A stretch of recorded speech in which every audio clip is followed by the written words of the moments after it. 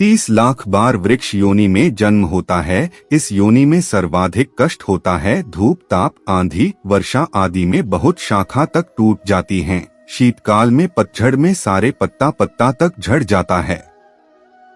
लोग कुल्हाड़ी से काटते हैं। उसके बाद जलचर प्राणियों के रूप में 9 लाख बार जन्म होता है। हाथ और पैरों से रहित देह और मस्तक सड़ा गला मांस ही खाने को मिलता है। एक दूसरे का मांस खाकर जीवन रक्षा करते हैं। उसके बाद कृमि योनि में 10 लाख बार जन्म होता है और फिर 11 लाख बार पक्षी योनि में जन्म होता है।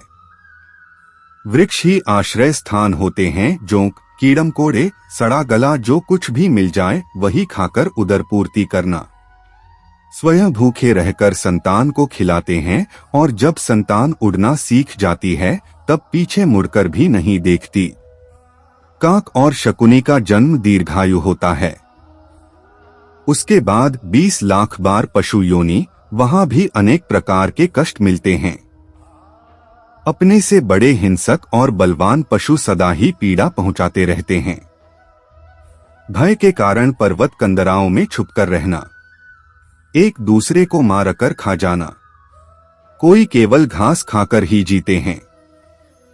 किन्हीं को हल खींचना, गाड़ी खींचना आदि कष्ट साध्य कार्य करने पड़ते हैं। रोग शोक आदि होने पर कुछ बता भी नहीं सकते। सदा मल मूत्रादि में ही रहना पड़ता है। गौ का शरीर समस्त पशु योनियों में श्रेष्ठ एवं अंतिम माना गया है। तत्पश्चात 4 लाख बार मानव योनि में जन्म होता है। इनमें सर्वप्रथम घोर अज्ञान से आच्छादित पशुतुल्य आहार विहार वनवासी वनमानुष का जन्म मिलता है।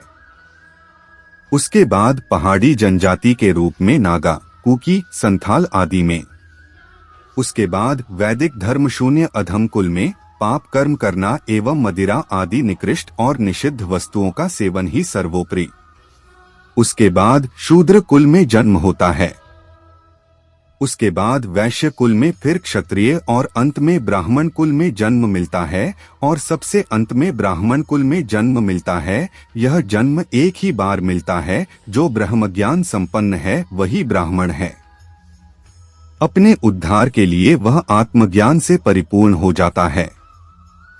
यदि इस दुर्लभ जन्म में भी ज्ञान नहीं प्राप्त कर लेता तो पुनः 84 लाख योनियों में घूमता रहता है।